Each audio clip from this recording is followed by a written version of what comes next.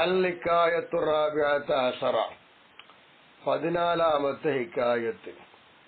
അനി Sheikh Abi Abdillahi ഖുറശി റളിയല്ലാഹു അൻഹു, മഹാനവറുകളെ തൊട്ടാണ്.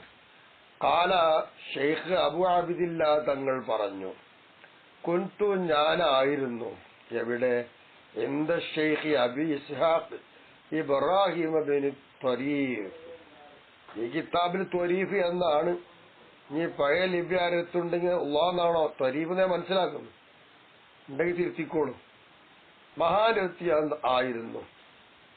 അങ്ങനെ ഇരിക്കുമ്പോ ഫഅതായിലേഹി ഇൻസാനും, ഒരു മനുഷ്യൻ ഈ ഷെയ്ഖിന്റെ അടുത്തേക്ക് വന്നു.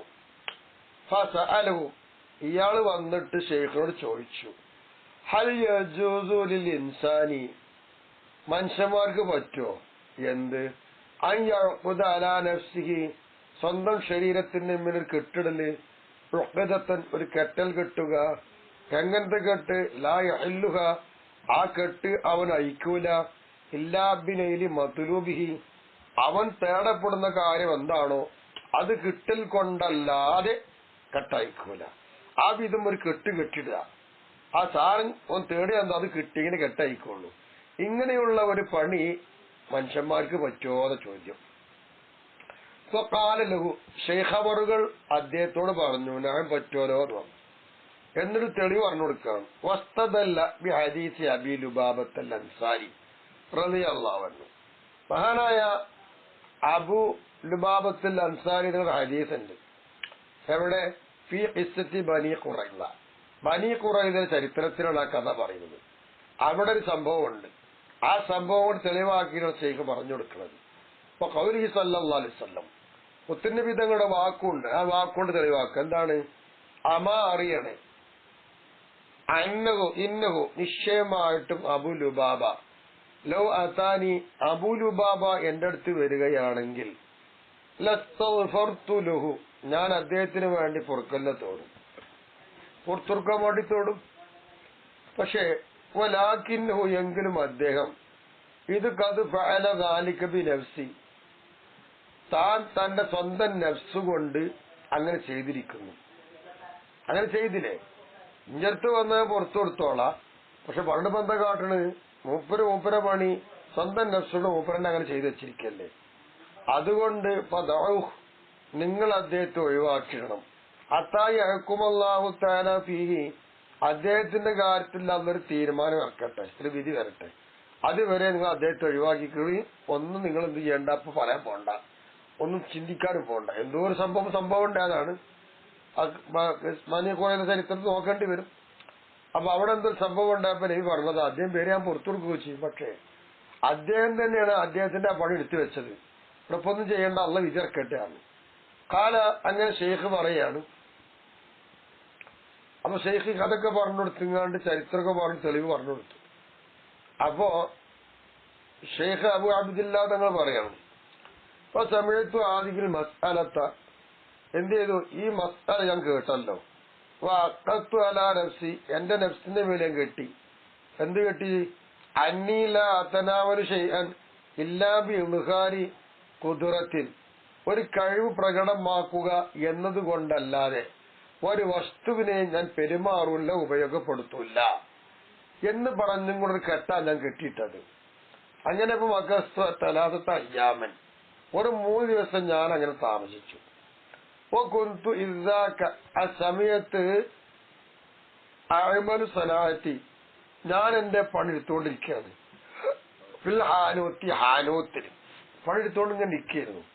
അപ്പൊ ബൈനമാന ജാലിസുൻ അൽ കുർസി, അങ്ങനെ ഹാനൂത്തിൽ ഞാൻ കളയിക്കാരം, എന്തോ ഒരു കളാണ്, അതിൽ പണിയെടുത്തുകൊണ്ടിരിക്കുന്ന സമയത്ത് ഞാൻ കസാരമ്പയിരുന്നു. ഹാനൂത്തിന് തോട്ടം നടത്തണ്ട്, നോക്കാം. തോട്ടത്തിൽ പണിയെടുത്തുകൊണ്ടിരിക്കുമ്പോ ഞാൻ എന്തായി, അങ്ങനെ കസാരം ഭംഗിയിരുന്നു. അപ്പൊ തോട്ടത്തിൽ കസാരം ഉണ്ടോ പരിശോധിക്കണം. ഇത് മഹറലി ഷഖ്സൻ, അപ്പോഴൊരു വ്യക്തി എനിക്ക് വന്നത്, ബിയദി, ആ വ്യക്തിന്റെ കയ്യിലുണ്ട്, ഷൈഖുൻ ഈ ഇനാൻ, പാത്രത്തിൽ എന്തൊന്നുണ്ട്, അതുമായിട്ടാ വന്നത്. എന്നിട്ട് ബക്കാലി, ആ വ്യക്തി എന്നോട് പറയാ, ഇഷ വരെ ക്ഷമിച്ചു നിൽക്കണേ, സൗക്കുരുമിന്നാത, ഇനി നിങ്ങൾ ഭക്ഷിക്കും, ആ വിധം നിങ്ങൾക്ക് ഇഷ വരെ ക്ഷമിക്കാം, പിന്നെ ഭക്ഷിക്കാന്ന് പറഞ്ഞു. സുമ്മ വാബ അന്നി, പിന്നെ അയാൾ പോയി എന്നെ തൊട്ട് മറഞ്ഞുപോയി. ഇപ്പൊ ബൈനമ അന, അങ്ങനെ ഞാന് ഫീ വെറുതി ബൽ ഇഷ ഐനി, 2 ഇഷ ആരിബി ഇഷ ഇതിന്റെ ഇടയിൽ ഞാൻ ചെയ്തുകൊണ്ടിരിക്കുന്ന ഒരു പതിവുണ്ട്, എന്റെ ദിക്റു ഔറാദ്, അതിലിങ്ങനെ ഇരിക്കണം ഞാൻ. അങ്ങനെ ഇരിക്കുമ്പോ ഇതൻ ഷക്കൽ ജിദാറു, അപ്പൊ ഞാൻ ഇരിക്കുന്ന ഭാഗത്തുള്ള മതില്, അപ്പൊ തോട്ടം നല്ലേക്കാരത്, അതിൽ കെട്ടുവാണ്, ആ മതിൽ ഇങ്ങോട്ട് വിണ്ട് കീറി. അങ്ങനെ ഓറിൽപ്പെട്ടതായ ഒരു പെണ്ണ് എനിക്ക് വെളിപ്പെട്ട് വന്നു. ബി അധിക, ആ ഊരിയുടെ കയ്യിലുണ്ട് ദാലിക്കൽ ഇതാ, അങ്ങനെ ഒരു പാത്രമുണ്ട്. അല്ലതി, എങ്ങനത്തെ പാത്രം, കാനബി യതി ഷഖ്സി, ആ വ്യക്തിയുടെ കയ്യിലുള്ള ആ പാത്രമാണ് ഇപ്പൊ ഇവിടെ കയ്യില്. ഫീഹി, ആ പാത്രത്തിൽ ഷെയ്ഉൻ, ഒരു വസ്തുണ്ട്, യഷ്ബഉൽ അസല, തേനിനോട് സാദൃശ്യമാക്കുന്ന എന്തൊരു വസ്തു അതിലുണ്ട്. തേനല്ല, തേനോട് തുല്യമായ ഒന്നാണ്. അങ്ങനെ തഖദ്ദമത്ത് ഇലയ്യ, അവൾ എന്നെ കൊള്ള മുന്നിട്ട് വന്നു. വന്നിട്ട് വഅൽ അഖ്തിനി മിൻഹു സലാസൻ, 3 വട്ടം ആ പാത്രത്തിലെ തേന് പോലുള്ള സാധനം എന്നെ കൊണ്ട് നക്കിപ്പിച്ചു. അങ്ങനെ അങ്ങനെ ഓൾക്കൊരു അട്ടഹാസം, അല്ലെങ്കിൽ വസൈഖത്തു, ഞാൻ അട്ടഹസിച്ചു. വസിയ അലയ്യ, എന്റെ മേലെന്തായി, ബോധക്കേടുണ്ടായി, ഞാൻ ബോധം കെട്ടു വീണു. സുമ്മ അപകുത്തു, പിന്നെ എനിക്ക് ബോധം തെളിഞ്ഞു. പക്കൽ ലാഭത്ത്, ആ പെണ്ണ് പോവുകയും ചെയ്തു, പിന്നെ കാണാനില്ല. ഫലം ഷറാബൻ, പിന്നെ അതിന്റെ ശേഷം ഒരു ഭക്ഷണോ ഒരു കുടിപാനി ഒന്നും എനിക്ക് നന്നായി കിട്ടുന്നില്ല. അങ്ങനെ ഒരു സാധനം ഞാൻ കുടിച്ചു പോയത്, പിന്നെ ഒന്നും രുചി തോന്നുന്നില്ല. അങ്ങനെ ഒരു അവസ്ഥയിലായി. അങ്ങനെ അഷ്റബ കൽബി തിൽക്ക സൂറത്തു, ആ രൂപം, ഞാൻ കണ്ട രൂപം ഉണ്ടല്ലോ, അതെന്റെ കൽബിനെ നല്ലോണം കുടിപ്പിച്ചെന്ന എന്റെ ഹൃദയത്തിൽ താണ്ടിറങ്ങി. പിന്നെ അവളെ കണ്ടതിന് ശേഷം ഏതൊരു വ്യക്തിയെ ഞാൻ നല്ലതായി കാണുന്നില്ല, ഈ ചോളത്തേന്റെ മനസ്സിലുള്ളൂ. വലാ കുന്തു അതമക്കനു മിൻ സമായി കലാമിൽ ഖൽഖി, അങ്ങനെ ഒരാളുടെ സംസാരം കേൾക്കാൻ എനിക്ക് സൗകര്യമാകണമില്ല, ആ രൂപത്തിലായി മാറി ഞാൻ. അങ്ങനെ വാക്കംതു അലാ ദാലിക മുദ്ദത്തൻ, ഇതേ ഒരു അവസ്ഥയിൽ ഒരുപാട് കാലം ഞാൻ താമസിക്കുകയും ചെയ്തു. കണ്ടോ? അപ്പോ ഈ ഷെയ്ഖ് മറ്റൊരു ഷെയ്ഖിനെ തിരുന്നപ്പോ ഒരാഗ്രഹം വന്ന് ചോദിച്ചു, കാര്യം മനസ്സിലാക്കിയതാണ്. അത് മനസ്സിലാക്കിക്കൊണ്ട് ഞാൻ അങ്ങനെ ജീവിച്ചു. അവസാനം എന്റെ ഗതി ഇങ്ങനെയായി. പിന്നെ ഭൗതിക ലോകത്തിലെല്ലാ ചിന്തയും പോയി.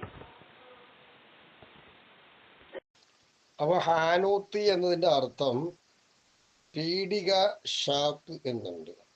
ഉപർ പീഡികയിലായിരിക്കാം, അല്ലെങ്കിൽ ഉപർ ഷാപ്പിലായിരിക്കാം. ഷാപ്പ് എന്ന് പറയുമ്പോ ഇവർക്ക് എന്തെങ്കിലും കച്ചവടമായിരിക്കുന്ന ഷാപ്പായിരിക്കാം, കള്ളു ഷാപ്പല്ല. അല്ലെങ്കിൽ ഹാനൂത്തിന്റെ പീഡിക, അപ്പൊ ആ പീഡികയിൽ മുമ്പ് പണികൾ എടുത്തുകൊണ്ടിരിക്കുകയായിരുന്നു. അങ്ങനെ ഇരിക്കുമ്പോഴാണ് ആ കസാരയ്ക്ക് ഇരുന്ന കഥ പറയും.